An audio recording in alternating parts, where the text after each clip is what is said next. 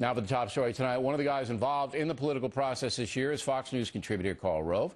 Writing in the New York Times today, columnist Maureen Dowd says, quote, Karl Rove has put together a potent operation to use anonymous donors to flood the airways with attack ads against Democrats.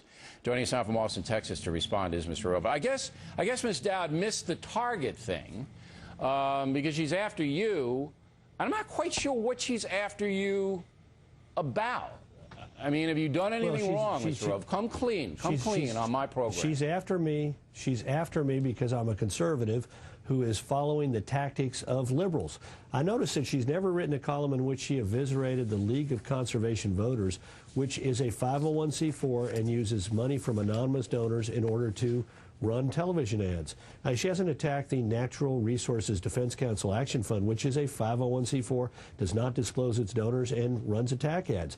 She doesn't attack, call on the unions to disclose the names of the people who are contributing to their political funds. Unions have got a special carve-out in American politics. They're not obligated to report the name of people who give them money. They get to aggregate it. So you're and put saying it in that the sums. left does the same thing as the right does.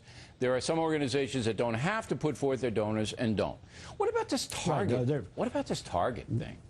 I mean, look, the Target thing, it gives me some concern because the left has already won this battle. They have taken a high-profile company that had a very good record from the perspective of gay rights and beat them up publicly. Every CEO's nightmare is to be in the place that Target was, where they have done something. In this case, give money to a pro-business group in the state that in turn has said something favorable about a conservative Republican candidate and then get beaten up for it. And this has probably caused not only Target to step back from being involved in groups like Minnesota Forward, but it's discouraged business groups from around the country and business executives from taking an active role in politics. And that's exactly what they want. The left wants to intimidate people into stepping back from active political participation in our country because they're afraid that they're going to get beaten up in the public arena. The right, though, plays hardball, too. I'm not sure there are any boycotts in motion by any right-wing organization right now. But what disturbed me most about the Target thing is that the company just gave money to a pro-business organization. They didn't give money to Emmer. Emmer was supported by the pro-business. So move on. And this is what they always do. And I hope you guys don't do this as well. I haven't seen you do it, but I hope you Bill, don't accuse us of doing it. There's no evidence that this is. And I said I hope you don't. I hope you never do it. All right, because Move On is so patently dishonest that they basically convince morons, people who have no idea what's going on, that Target for some reason gave money to an anti-gay politician. That's not what happened. That's not even close to what happened.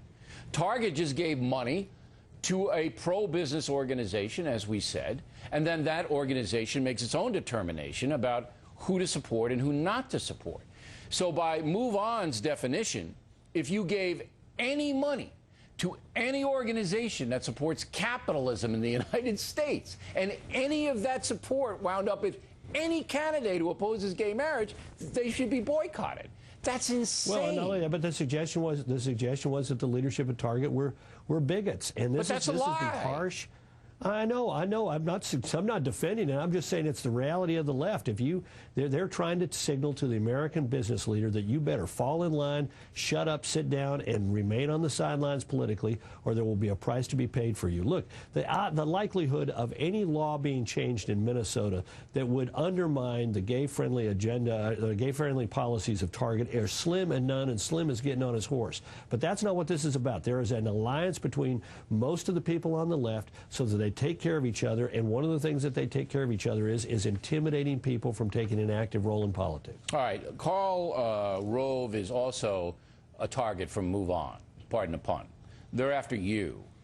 And you and John Podesta, he's the head of the Center for American Progress, and those guys are real heavy-duty lobbyists for the left. You have criticized him, but Move On says you are just like Podesta. You guys do the same thing. Well, that's my point. Center for American Progress is a 501c4 that plays an active role. It's a liberal interest group.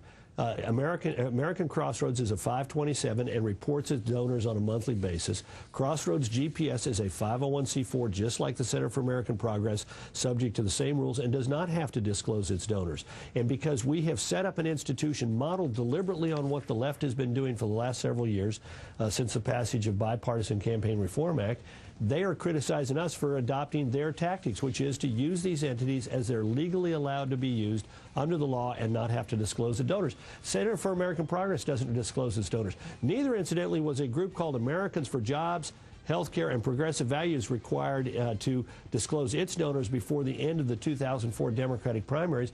And the spokesman for that group was Mr. Transparency himself, Robert Gibbs, who for months refused to say who was contributing to Americans for Jobs, Healthcare, and Progressive Values as a savaged Howard Dean without disclosing their donors. Makes him look a little hypocritical, don't you think? I think the whole thing is dirty. It's really nasty. But this Target thing bothered me. That was so dishonest.